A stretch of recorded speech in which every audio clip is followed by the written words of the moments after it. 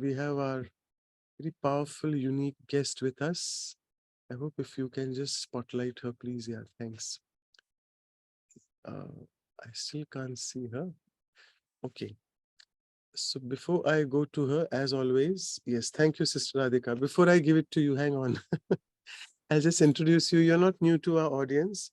You're coming for the second time. So thanks so much. And this was your pre-planned talk. So a big thanks for that. And I'll introduce again, and as always, a poem. So Sister Radhika has dedicated her life to BKs for almost last 26 to 30 years now. And all of you know, she's a MA in psychology, master's in psychology. So I mean, a perfect facilitator, I must say.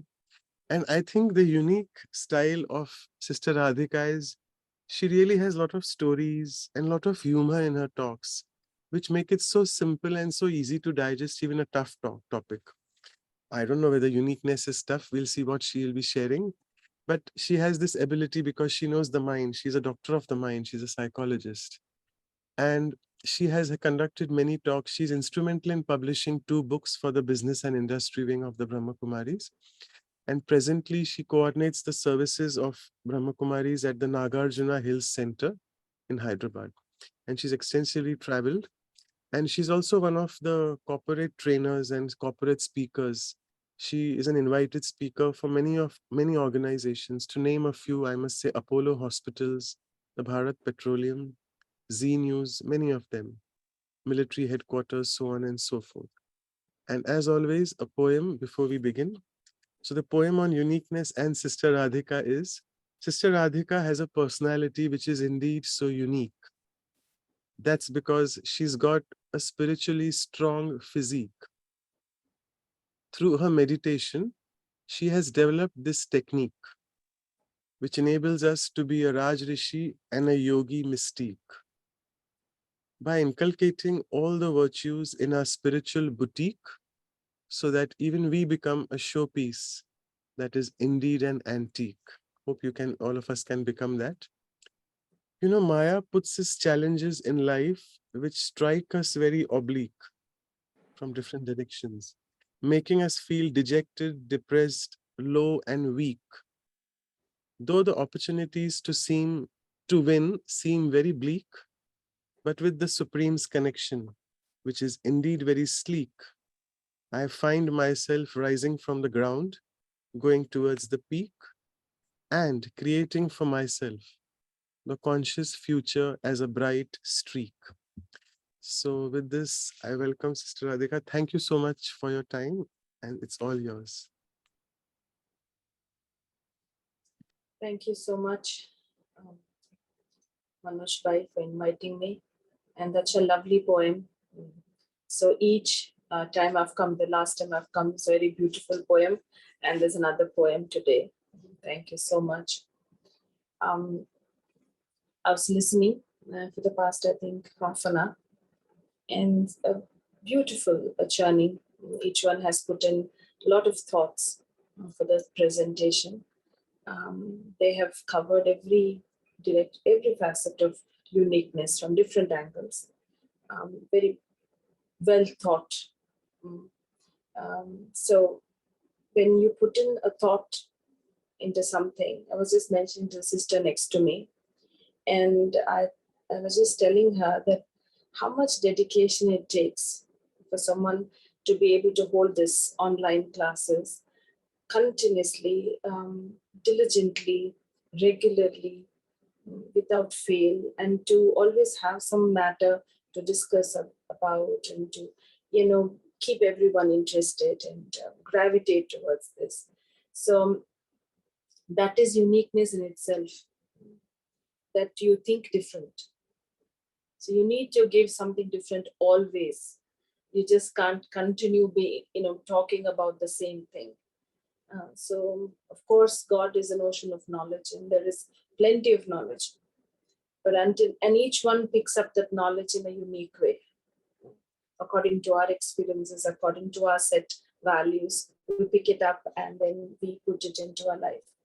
So you all work on this particular project, such dedication, with those qualities, of humility, because you want to learn and continuously have this input of knowledge and share knowledge and listen to others and their experiences. I remember quite a few years ago, and then repeatedly when I meet some youngsters and maybe newlyweds who come and meet me, and I've heard them always say this sentence: um, "I'm different, and I can't be like others." Well, in the discussion that you were mentioning, you all were talking about was exactly the same thing. Of course, we are all unique. We have our own set values and experiences, background, and as a soul, we had our own journey, unique journey. And then there are these qualities and specialities which are given by God, and so we are different. And as a role that we play is very different, and it can't be compared to anybody, any soul. But the thing is, when we speak it by saying, I can't be, I don't want to be like anybody, or I can't be, I am different. But there are two ways of seeing uniqueness. One is with an arrogance, where you say, I'm different, I'm not like others, in the sense, I don't want to be like anybody. That is, I don't want to learn from anybody, and I'd like to be the way I am. Usually, when we say this sentence, it could be with arrogance, a different attitude. It could be with self-respect, with a lot of pride. It could be the same sentence with a different meaning. But for that matter, if I really have that awareness that, like how Pratap Bhai's message that in Manoj Bhai was showing, that how in our self-respect we recognize our uniqueness. So, of course, when we have that self-respect and we recognize that uniqueness, I don't think so we need to go and tell somebody, I'm different, I cannot be like anybody, and I don't want to be like anybody. I don't think so we need to even say this. It's understood, but there is a continuous need to learn. There's a continuous interest. And like how we say in Hindi, kashish, you want to learn. And I remember Dadi Janki. She's always been very solution oriented, in the sense, on the basis of knowledge, because she has a power of knowledge. Her uniqueness comes from her truth. And Dadi has been always sharing about how important it is to be clean and truthful and honest. And for purity being the foundation. She's always been working on that. And I've always seen, whenever I've met Dadi, I've always seen that she would always talk about solutions. Okay, this is a problem, and what is it that we need to do now? How do we go about it? What is it that we need to think? What kind of conversation we need to have with the Baba, and so on and so forth. But then I have when she turned 100, and there was this conversation going on where Dadi mentioned there was just a small group of people sitting in the front, and I remember Dadi saying that I've come to learn a lot now from Dadi Gulzar. At the age of 100, with so much experience and so much of bringing benefit to so many souls and being so powerful and so unique. And that is known for self-respect. Dadi said, whenever there are problems and issues, that I go and discuss with Dadi Gulzar, and Dadi Gulzar has a very, very pleasant nod, like that. So Dadi Janki showed, she does like this.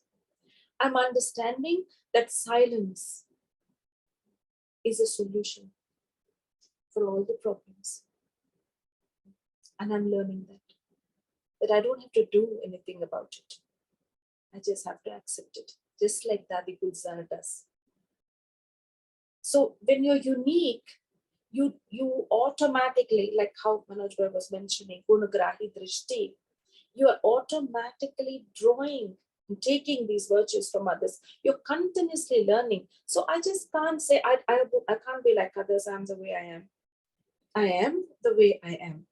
And because I'm the way I am, I understand I am this because of all that is around me. Yes. And all that God has given me. And whatever I am is something that I need to contribute out there. Uniqueness is when I'm contributing, I'm bringing benefit. I just can't say, a lot of youngsters tell me, I need my space, I need my time, I need, this is me, my time, me time. Of course, we require that time for ourselves, to nurture ourselves, to harness our qualities and everything. Of course, we need our time.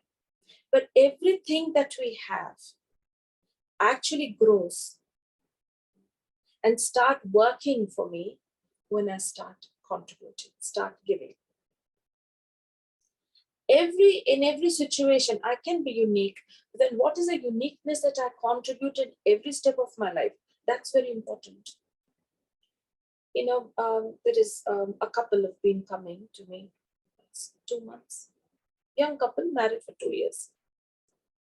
And this girl has a habit, like, she, since her college days, she's been like that, where something upsets her, she stops talking to that person. It could be a parent, it could be a friend, and now her husband. She doesn't tell what went wrong, she doesn't share about it, but she completely shuts off, like in the sense that she builds a wall around her. And she's able to communicate and talk to everybody else except the husband. So husband knows and he feels it and he's disturbed. Said how long? But the thing is, this not talking goes on into months. And that's the difficult part, because he has to come back home and see that she's not available mentally. And in the sense that if he's wanting to have a conversation, she just doesn't respond. She walks away.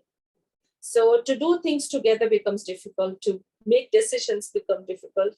So he's going through a lot of trauma. So for about 8 months, he went through it and he said, no, I can't do this anymore. So he said, I need solutions for this problem. I can't live in the same house with you. I really can't. Because every time I see you, it pains me.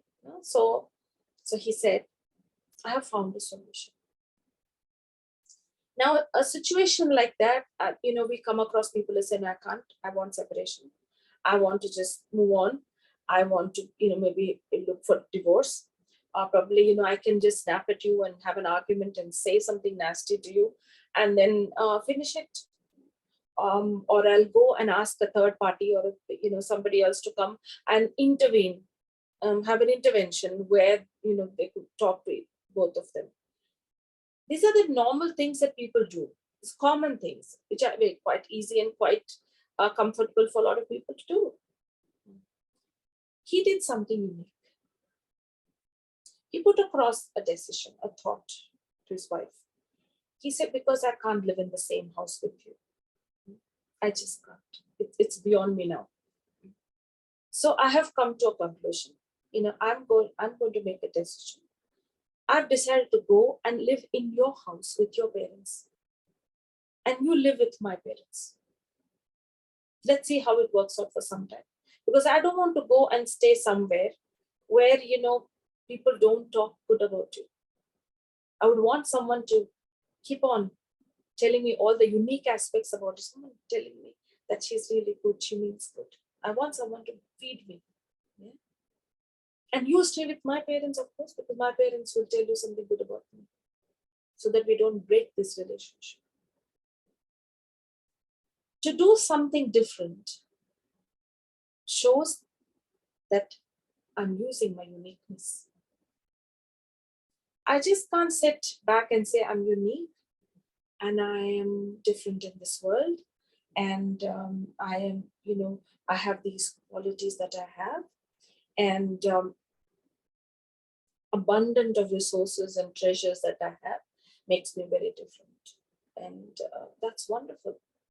But unless it is not utilized and used and benefited by others, it's very easy to, just fall back to being very ordinary, very common. So to be able to think different, speak different, do something different on the basis of these specialities and qualities, and sustain this uniqueness.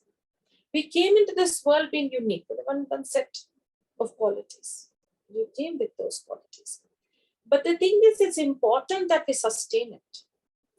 And Baba gives that kind of strength to sustain these qualities.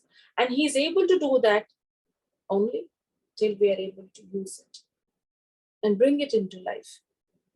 Because when they say I don't want to be like others, there's something right. I don't want to be like others. Like somebody is shouting, somebody is screaming, somebody is using their emotions to put across their feeling, put across what they want to say. But I want to do it differently. Differently in the sense it has to be the right way. Right way is the most beautiful way. So how do I put myself across that I make a difference for others? My uniqueness should be so purposeful that it can create a ripple and it can go touch hearts.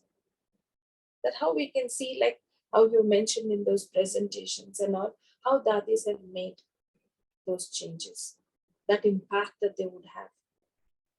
I remember there was this time when Dadi Prakashmani was the administrative head till 2007, till she left the body. And so she was just visiting one of the places in Mount Abu.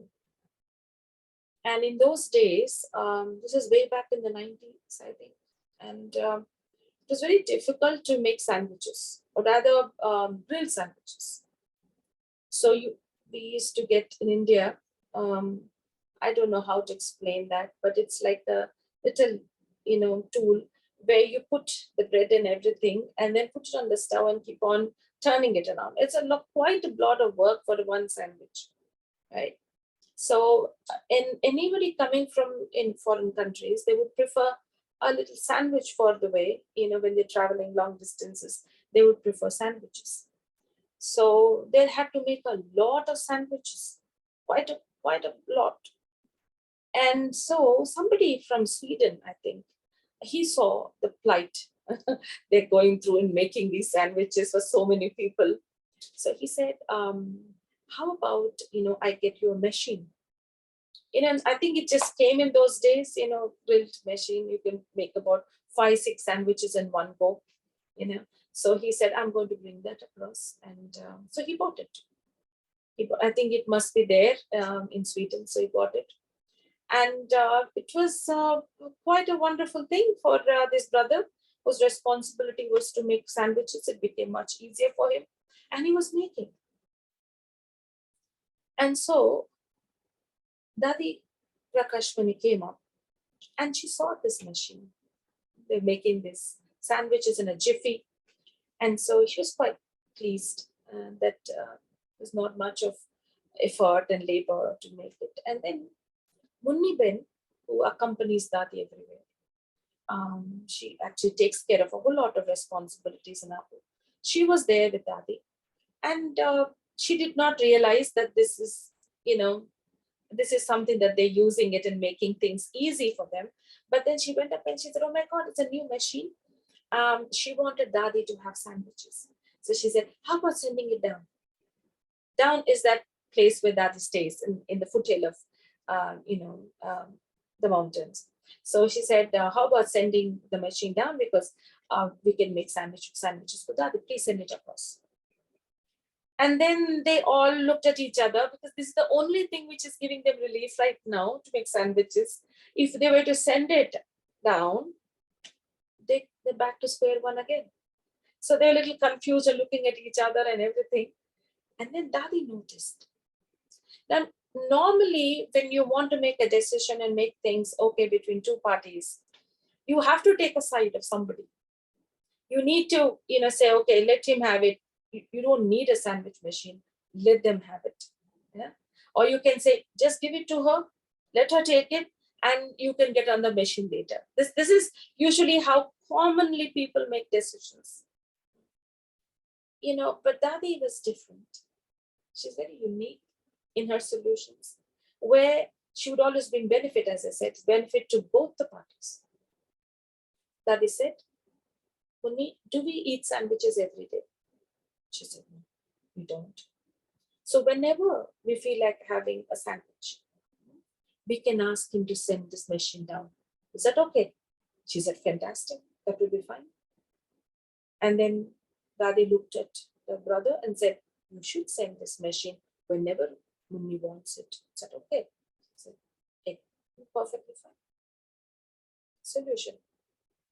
Both are happy. So that it's a very simple decision in a simple situation. But the thing is, unless you do not have that awareness that you're a giver, you are the one who can bring benefit. You are the one that people would look up to. In Hindi, we say badappan. I don't know what you say in English, but badappan is like being mature, the maturity that I know I'm not like everybody else. I'm like, if I'm an actor, I'm on the stage. There's nothing else I have to do but to focus on my act.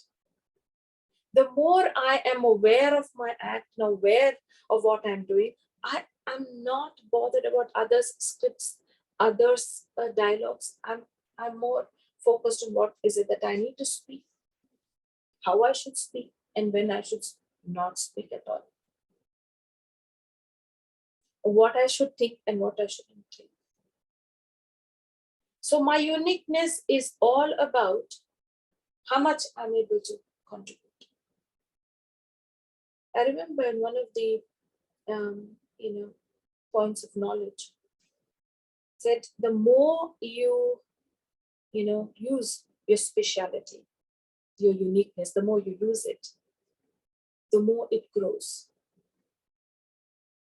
The more you're able to earn multi-million times fortune, you're able to earn it. So this is a tool, speciality, the qualities. They've been with the soul through the whole journey. And this is the time when we are able to bring it out and use it to the maximum level. How do I make things different with the same, the sentence that we have, apna got to nasha chade. Like, if we grind our own ingredients, then we get intoxicated. So how do I take knowledge and make it unique for myself? How do I have this connection with God and make it special for myself? That I know that I'm having this special relationship with God, a very unique relationship with God, a unique understanding, because the way I understand knowledge will be so different from what others understand it. Each one understands it, but so differently. So how do I process this information, this knowledge, and bring it to life? I happened to have this CEO of a company, and he was talking, and he said, we think so like a father as head of the organization. I think like any father and any CEO would do. I would just think like that. But I decided to think different. I don't want to be like any other fathers, any other CEOs. I want to be different. So I asked him, what did you do? He said, when his son came back from, he went to one of the prestigious universities to study abroad. And when he comes back, he's 24, and he comes back, and then there's a board meeting with all the board members and very senior who have put in more than 30 or 40 decades of 4 decades of work into the company, and they're very well respected and looked up to. So he comes in, and then he sits there and he says, I don't respect experience. I don't respect how many years you put into the company. I don't respect any of that. I only respect those who can bring something new to the table. I would want people to do something new for the company. Don't talk about your experience and don't talk about your years. For a 24-year-old to say that to about 30 odd experienced, seasoned, people who are there, was little, little, what you call difficult for the father to swallow. He was a little taken aback. Usually that's what happens. And he, as a father, he could take him aside and give him a piece of his mind and tell him, this is wrong. You can't talk like that. We've built this company for the past 40 years. You can't come and talk nonsense. But then he thought differently. He said, no, I don't want to be, I have every right to go and give him a piece of my mind and shout at him and tell him what he should do and how he should behave. But then he said, I want to be different. So he went up to him and he said, I really appreciate what you said. That's wonderful. That we have to bring something new to the table. And that's exactly what this company needs, something new on the table. So he just turned, the whole direction towards his son. And he said, I think that's what all of them sitting there, 30 odd of them, are expecting you to do. Bring something new to the table. And I think that's when they can all really respect you. So instead of, putting all the responsibility on a 30 odd people to come bring something new onto the table, he turned to his son and said, you can do it. And then, the boy started thinking.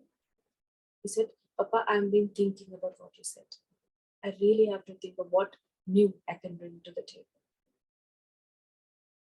The more the uniqueness and the specialities I'm able to bring into life, the more the impact and the more the results. But it requires a lot of, spiritual connection, God and the self. If there is no humility, it doesn't take even, it doesn't take much time to have that same uniqueness and have a lot of ego about it. I am this, and of course you're very capable. Of course you have all these qualities. Of course you can present yourself beautifully. Of course you can go out there and please people, impress people and everything. But then, how much of an impact, how much benefit can you bring to others? That you have your presence, but not overbearing presence, that others become uncomfortable because of your specialities. When I have ego, others get jealous. When I am humble and with self-respect, others would like to learn those qualities from me. So uniqueness is not just about just qualities, but uniqueness in decisions also. Uniqueness in my connection with people. I can tell myself that, I remember somebody telling me, sister, there were a few people around, and she comes up and she says, sister, in Hindi, she says, I don't have pinchak matra, means it's like not even an ounce of ego I have within me. She's telling about herself. I don't have even this much ego within me. A husband was standing just next to her. He looked at her and said, if you do not have ego, you would not say that. You don't. Others experience it. You don't go around the world telling that I am wonderful, I am so great, I have these qualities. I don't even have to. I'm aware because I need to use it. I'm not aware of those qualities to keep it and to feel it. I can sit whole day, tell myself, I'm love, and I've got these qualities, I've got so many beautiful virtues, I've this and that. But there's no value in any of those qualities until unless you do not uniquely present it to the world so that others can imbibe from it, learn from it, make it a part of their life. Some things we just don't forget, we learn quickly. What you see is what you learn quickly. I happened to have Dati Janki in London taking a class. And there were quite a few people, maybe 100 odd of them sitting there. And there was this one person who was sitting right behind, maybe last row. And there's plenty of space in the front, plenty. And he could come in the front because, it's more audible and more Dadi could see properly, So Dadi usually likes to see everyone. And so she called that brother. She gestured and said, would you like to come in the front? The ones who are sitting behind, come and sit in the front so that I can see you all. Because it's on the stage. Dadi was sitting on the stage. And I saw that the brother didn't get it. Probably he liked the place there behind. We don't know what the reason is, but he was sitting there. And Dadi mentioned again when some new people walked in and sat behind, Dadi again said, would you like to come in the front and sit so that I can see you all? And still that person didn't get up, he was just sitting there. Somebody, his mother from this side, she turned to him and said, Dadi's calling you. Sit in the front. He didn't get up. So, and he must be having a reason, we don't. During breakfast, I remember that they went up to that brother and, pinched him lovingly. He said, you're very naughty. That he said, with a lot of love. So naughty, you don't listen to me. One thing is to reprimand, like bring him aside and tell him that this is not right. Why would you do that when I'm telling you to come and sit in the front? You can. Or what made you not come in the front? Something like that. When you're an authority figure, you can't say anything, and that's all. Brother, he just smiled and kept quiet. But everyone around said, I wish we would have been sitting in the back there. We should have not got up and, just like him sitting there. Probably Daddy would have come and given us love. So everybody laughed there. Because Dadi's way of communicating and connecting is so unique. Someone who can be that disrespectful, someone who can, just not care for what she's saying, even though they are in that environment where she is an authority figure. She gave love.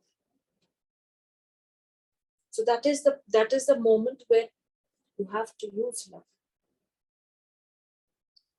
not authority. I'm an authority over my own qualities, authority over what I'm thinking, authority over what I should be speaking. But when it comes to others, I'm loveful and I'm humble. I think must have been 2015 or something. We were doing these programs for I think it was HP. I don't remember. It was for the petroleum company. And so HPCL, I remember it was HPCL in Mumbai. And we happened to have this program where it was going to be a conference call. They were going to be people from all over India. They were going to log in and we were supposed to speak on some topic, very simple topic, positive thinking, something like that. So myself and sister Deepa, we both were there.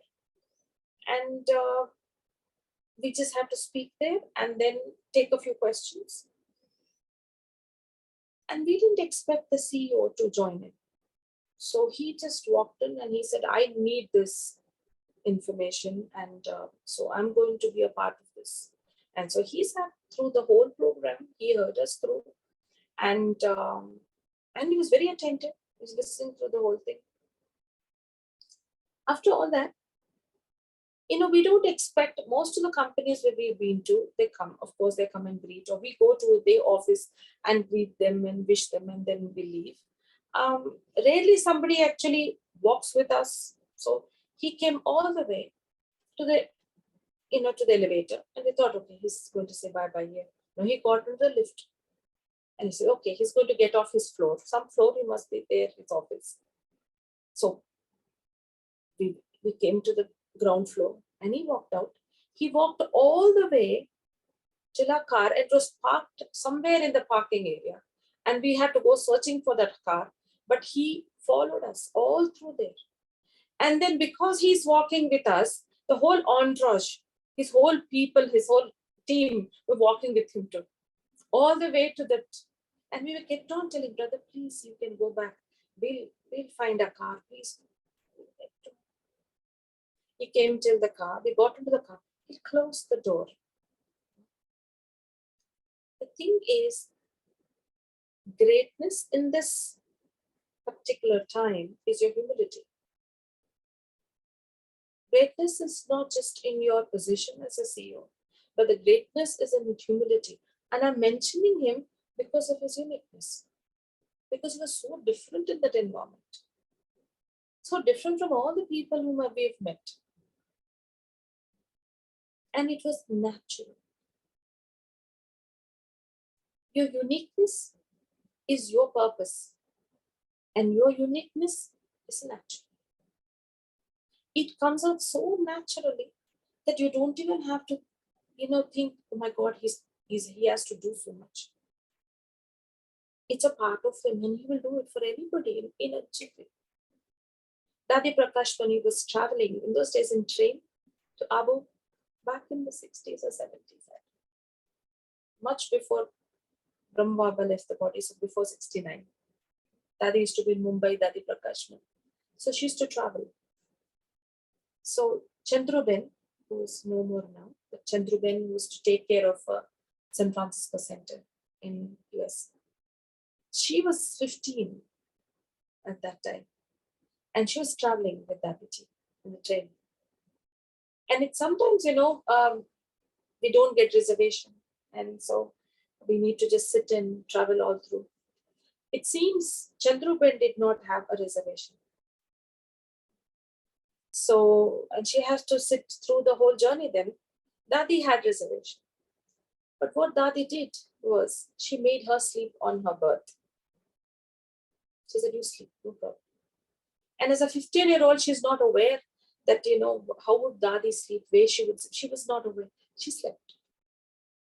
And when she woke up in the morning, Dadi was sitting on right in between two berths. There's a small little sack of flour, that they were taking. Sack of rice must be they're taking to Abu. She's sitting on it all through the night. Yeah. But she said it was not just about she's sitting on that particular sack of rice. No, that was not it. The expression on her face, that is the most natural and normal thing to do, is to sit on that sack. That was the expression on her face. Natural. To be able to contribute, natural. To give love, natural. She can never forget that. Your uniqueness is something that others can never forget it. Because when you contribute it has that kind of an effect. Because you're bringing benefit. Automatically, people feel it. Automatically, people feel that the soul wants to bring benefit. Naturally, is able to contribute that. Time and time again, I've seen people with their uniqueness, with their qualities. 100% it's a fortune that they're able to do that continuously. And we remember them at the right time. Somebody who writes beautifully here in Hyderabad. She writes so beautifully, so beautifully. And you would just think it's a print. And whatever font you would tell her, she will write in that font. She's so beautiful. So when we make greeting cards, or we just make something, you know, there were so many people we know who've got very good handwriting, very good handwriting. But we remember her. Not just because she can write so well, because she never says no. Never. In the middle of the night, tell him, I'll be very sleepy. No, I'll do it. No, you're at work. I'll do it. Completely available to use these qualities, God-given qualities.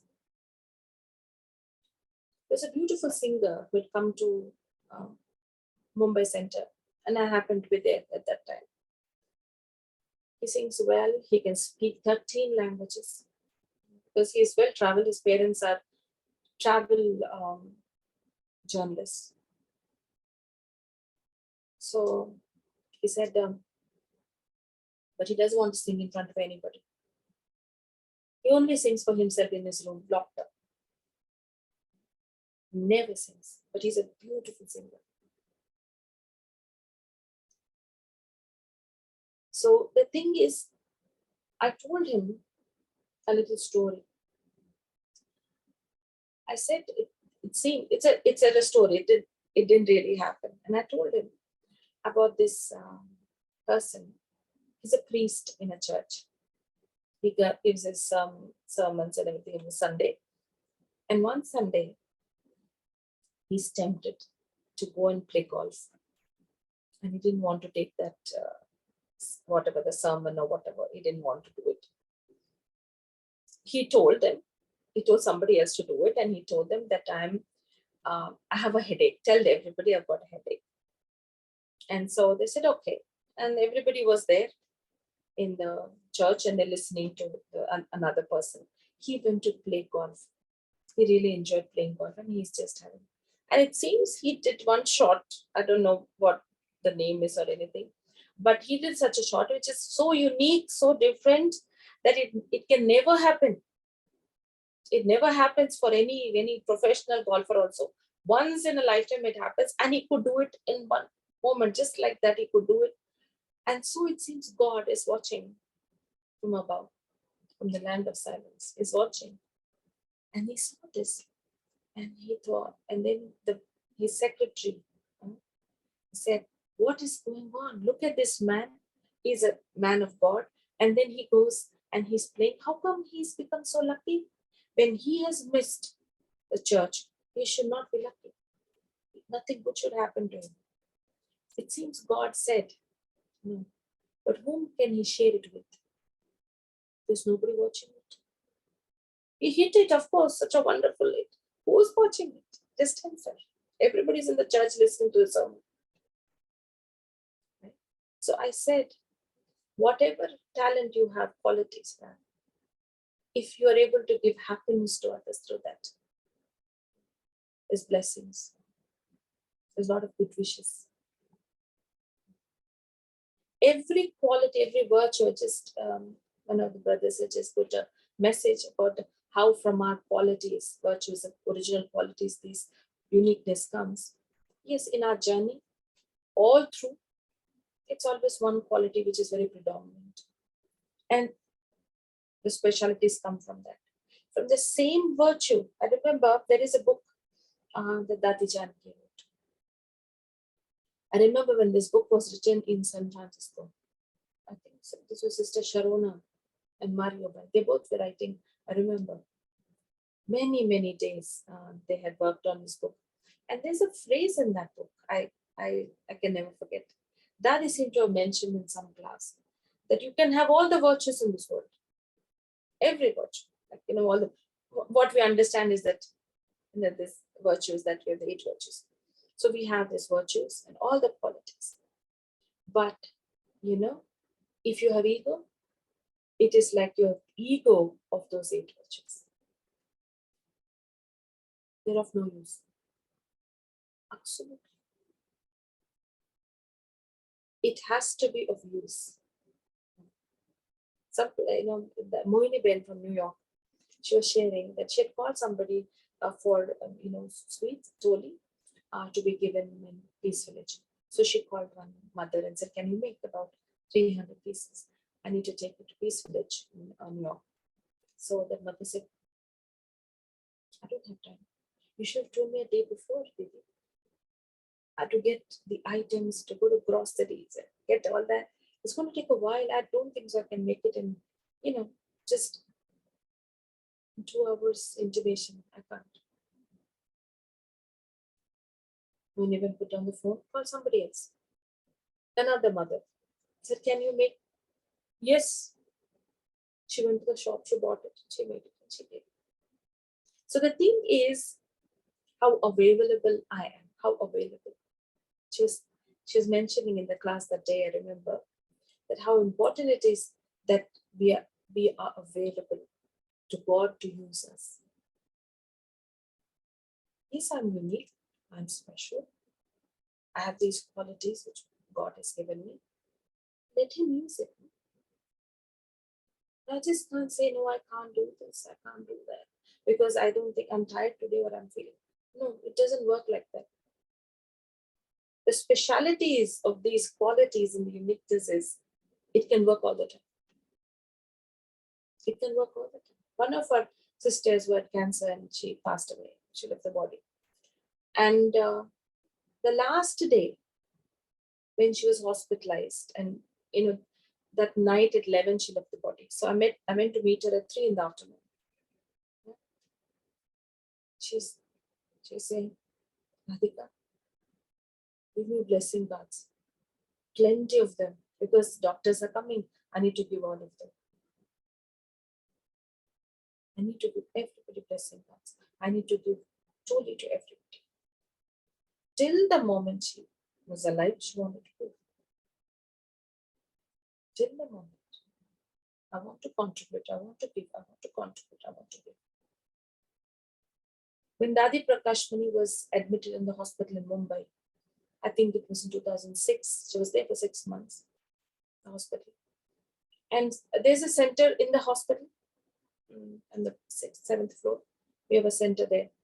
And so there would be folk programs and, sisters would go. And there is a meditation room on the ground floor. So you would go sit in the meditation room and then go for the class, take some programs. Inevitably, it used to happen like that everybody would go and sit in the hospital room where Dadi is lying down. Dadi is not aware, she may be sleeping also, but they would go and sit there for 2 minutes. The vibrations are so powerful. Contributing continuously with the presence. So the vibrations are so powerful that they would go sit there and meditate and then go and do programs. I remember going and meeting Dadi Janki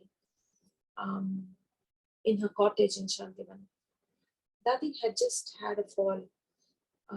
Some program she had been to and she had a fall. And she broke her collarbone, I think so. And they had tied it up and everything with plaster and all.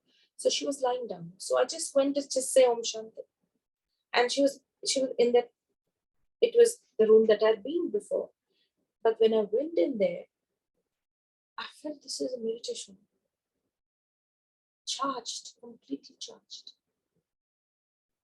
And in 1 second, Dadi looked at me and I looked at Dadi and Dadi said Om Shanti and I said Om Shanti. And that 1 second, I could become so conscious. What you practice is what you contribute. What you imbibe is what you give. You cannot just be, I'm not an island, we can never be islands. To be sick, to be not well and not contribute anything and to just take rest is very common. Everybody does that. Uniqueness is to know that I need to use my speciality continuously, all the time. And the pride and the self-respect which you understand. I remember that somebody, Dadi Janki, asking me, you understand with whom you're sitting? Do you understand? She asked me. We were in the flight somewhere. Do you know with whom you're sitting? Dadi had such self-respect.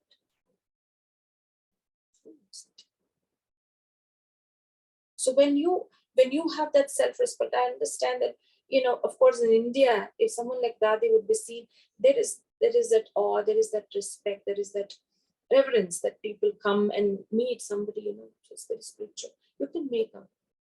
But somewhere, London airport, nobody knows that they really. And they are these English people coming in, bringing their children, and they said, they want to greet you. I said, what do you know about Brahma Kumaris? Nothing really. We've never heard about Brahma Kumaris. Nothing. But we would want our children to meet this lady. And I'm just looking at them. They would come and they would make the children shake hands with us. You carry your presence wherever you are. Your uniqueness is your presence.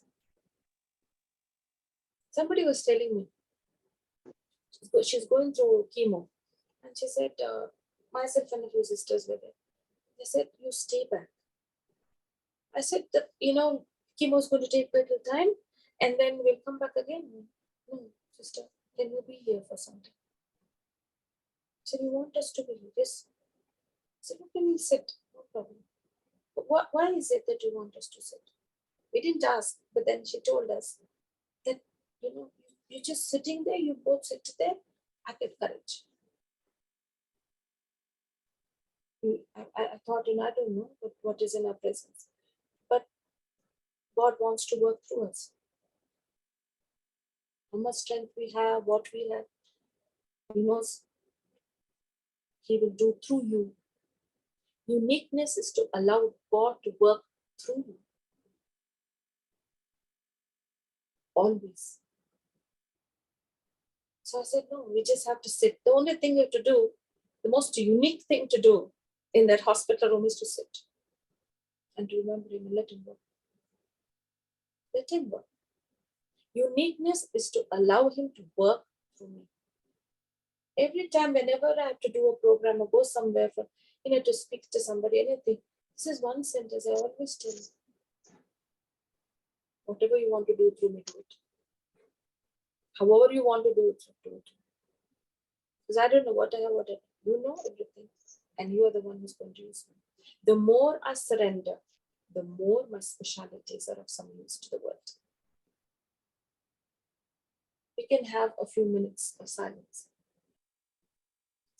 and remind ourselves of the uniqueness and the qualities that we have. But at the same time, it's the heartfelt thanks to God that we are of some use to Him. That He's able to use us so that He can show others the path to happiness. This opportunity, this fortune is something that we should be very, very proud of. That God worked through me. And how He will use me is very unique. It will not be the same way that how He uses another person. It will be different. And just before we go into meditation, I don't know if I mentioned, I always mention this little story. That is real story. There used to be one brother called Brian. He used to take these SML programs, self-managing leadership programs, for many years. And he was also a strategic management expert. So he was very close to Dadi Janki in London, and he used to, Dadi continues to call. He was in Australia, and Dadi used to call him down to London to give these programs. He used to do it for the Brahma Kumaris also, for the ones who are students of Brahma Kumaris also. And so once I think family from France and some other European countries were coming down, and so Dadi told him to come. And that he told Dadi, I can't, because he has a Fortune 500, some company in Australia.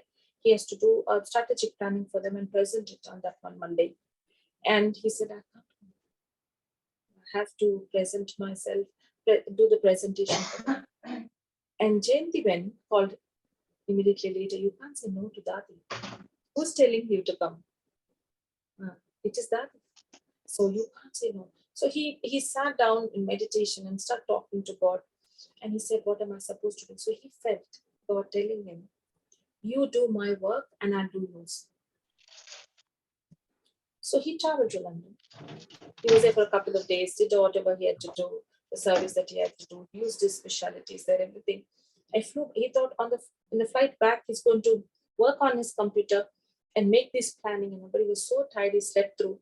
By the time he reached Australia, he was very tired and nothing prepared. Then he told God, you told me, right, that you will do my work. Now you have to do, this is the time to do. He goes to that company, he's standing there in front of everyone, not prepared with anything. And the first thing that comes out of his mouth is that, can you all jot down? I'll give you some time to jot down. What is it that you think you've not contributed yet?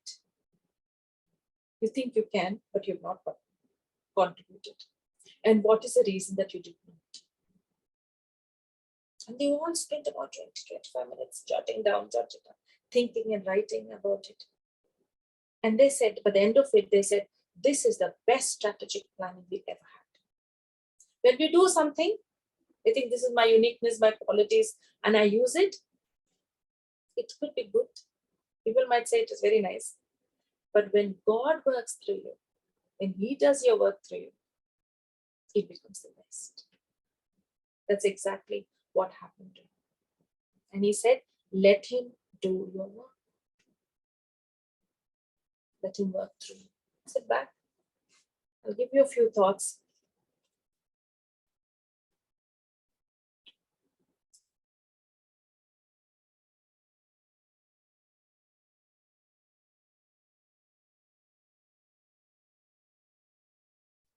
Sitting here in silence.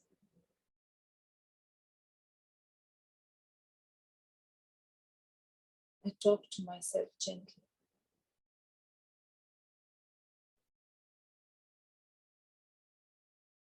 This is a sweet conversation.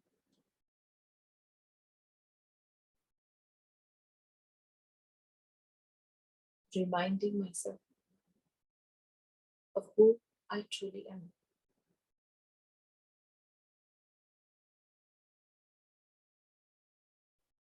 A spark of life behind my eyes.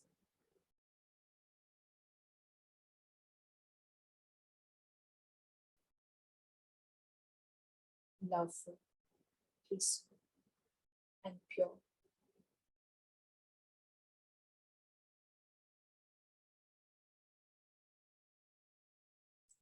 I'm full of beautiful qualities.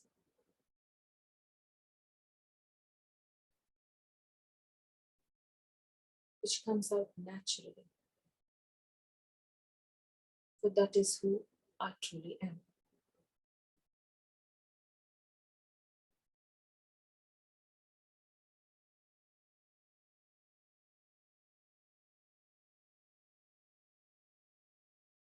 Through my eyes,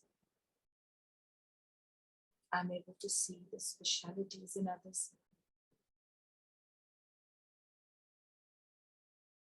And through my ears,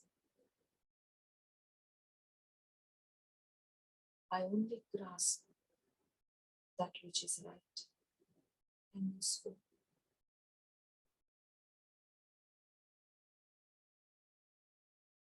And through my mouth,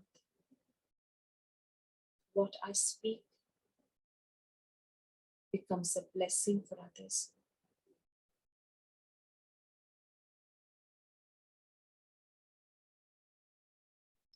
This uniqueness is my contribution to the world.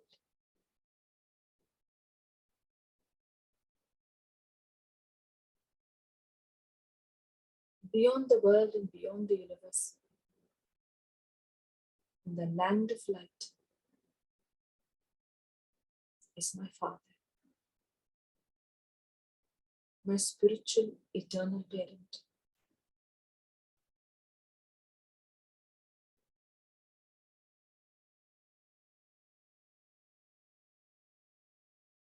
And His rays of love, power, peace, reach out in all directions.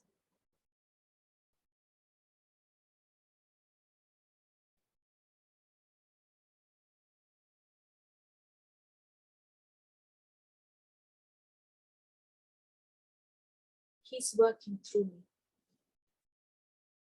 in a very unique way. And he has a plan for me.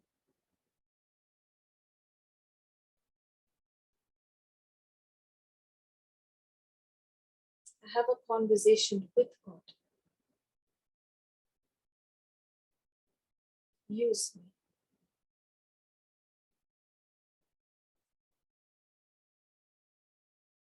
Whatever qualities, whatever opportunities you want to give, I surrender my intellect to you.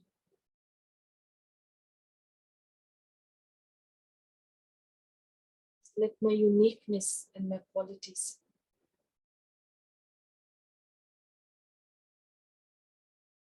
bring benefit to the souls that I interact with. And from my heart, only good wishes and pure feelings emerge. I send it across.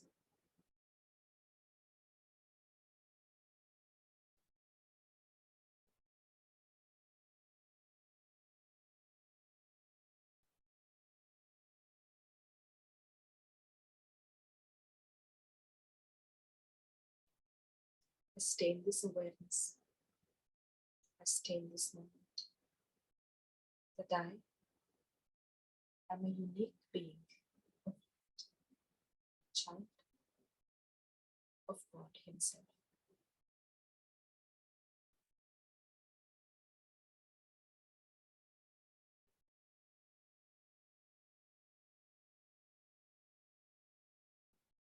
Om Shanti.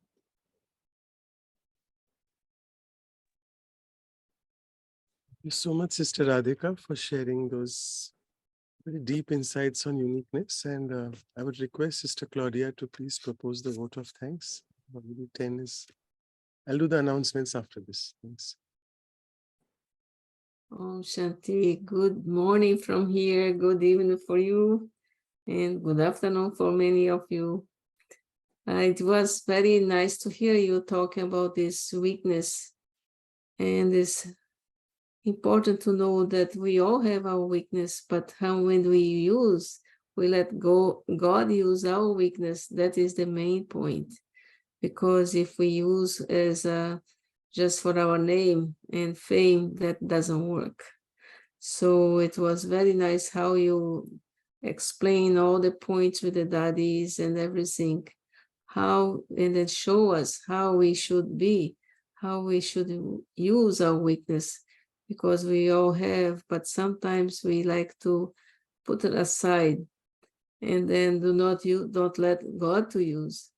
That is, I really thank you for explaining to us and show all the practical way how we should use our weakness and let shine the weakness in others. Thank you very much.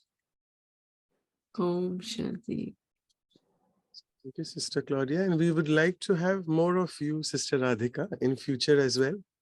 So Yes. we'll see when it happens. Thank you so much. So we'll approach you soon in a few months as well. And okay, yeah.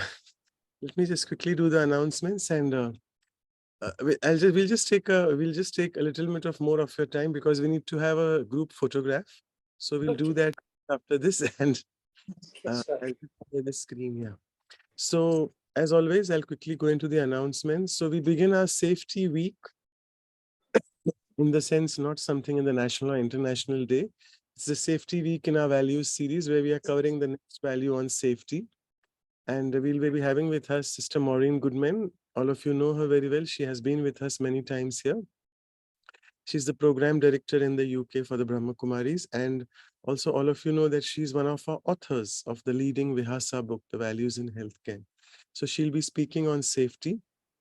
And the next workshop also is on safety, and this time we have with her Sister Shireen from US, Florida. She'll be with us, joining us for the first time. And just a small announcement here that in order to suit the time well to India, because we are finishing by 10 p.m., which is quite late actually, according to the spiritual BK principles which we follow. So we'll be starting our workshop 2 weeks from now, 7:45 p.m., so that we can end by 9:45. So that small change, if you can please note down. Obviously, we'll be sending it in the future in flyers as well. So accordingly, it's a little bit early for the west coast of US and Canada, 6:15 a.m. And also we have the safety retreat, the silence retreat on safety immediately after the workshop. We have postponed it for some reasons to the first week of the month. That's Sunday, rather than doing it at the last weekend of any month. So that's on safety as well again. I'll just stop sharing this, and we'll just quickly ask Sister Anu to please take the photographs. If all of you can open your video cameras, it will be helpful. Yeah, I'm on the gallery, so everybody can switch on your. And then since we had the meditation, so we'll go in silence, and take 1 or 2 minutes drishti from Sister Radhika and then leave. So all of you please hook on to drishti for 1 minute after the photos. Got the photos, so. So if you can just spotlight her again, and we'll just take some drishti from her. Just a couple of minutes.